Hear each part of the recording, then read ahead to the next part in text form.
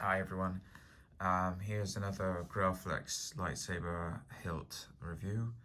Um, this is part vintage, part replica, and it's set in the Empire Strikes Back look.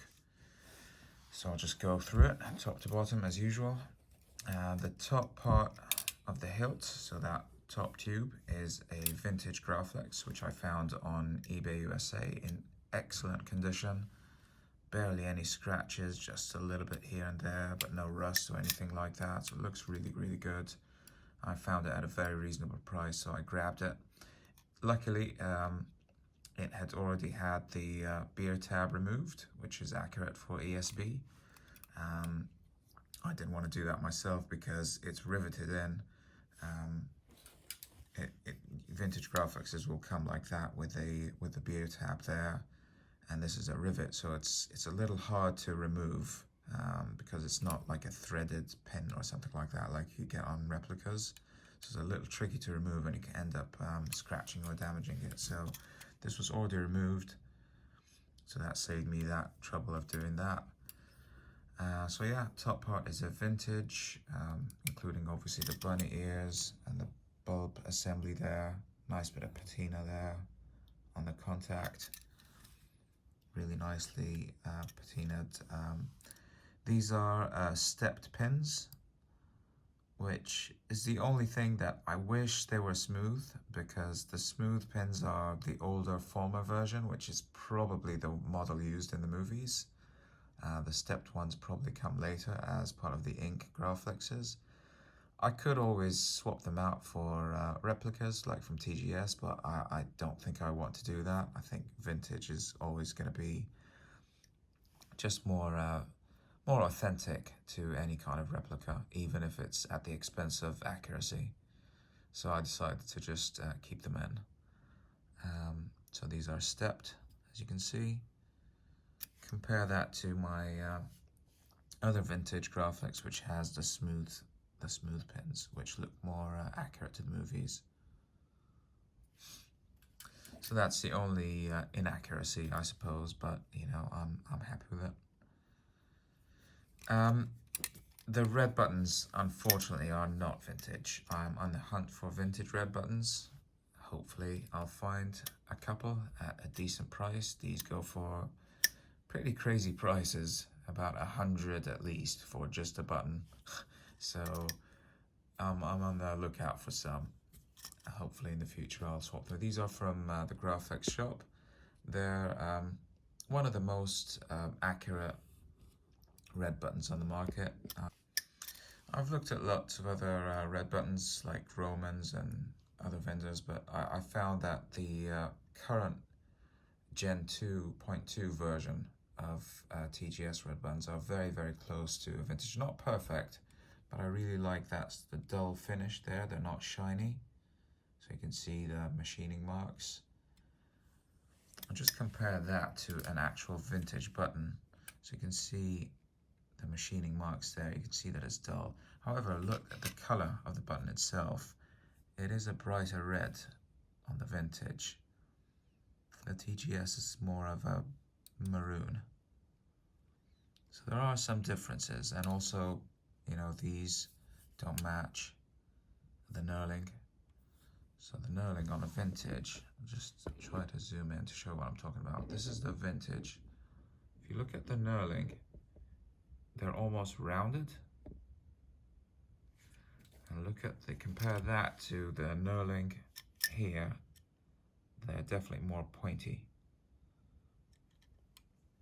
I'm sure there's other differences, but I'm no expert. All right, let's keep going. So yeah, vintage top, ink, 2 TGS red buttons, beer tab removed. The clamp, again, is a replica. One day, hopefully I'll find a vintage clamp at a decent price. This is a TGS standard clamp, nothing to add to that really. It's covered by the that little strip of foil tape, which Wanawanga sells out. It's cut to the right length. So that's just an adhesive. It just covers the Graflex stamping.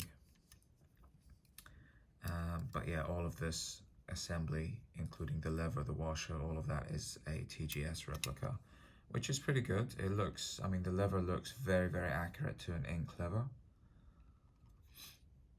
Looks pretty good. Clamp card, again, unfortunately not a vintage. These Exactra PC, or not Exactra, I'm sorry, the Otis calculator. The vintage ones, they go for extremely high prices, and they're very hard to find. Even, you know, it's not just the price, it's how to find them in the wild. So most people, I think, use a replica, and this is from Sloth Furnace, which is one of the best probably.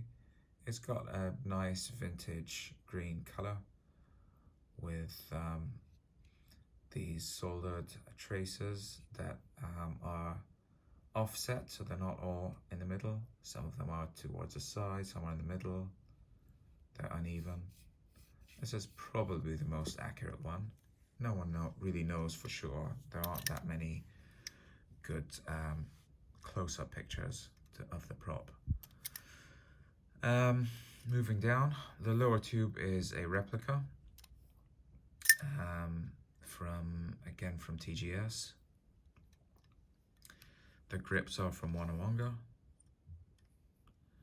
These screws are from Wanawanga. They've been cut and glued on top, and then the grips were attached with double-sided tape. And the alignment was done accurately using the grip guide, so that central grip goes right into the middle of the clamp there, with the grip on the opposite side and the cobalt in between. The cobalt assembly with the D-ring comes from Wanawanga as well. This is the ESB version with the 2 holes on the side, unlike the TFA one, which doesn't have the 2 holes, with a pair of larger rivets.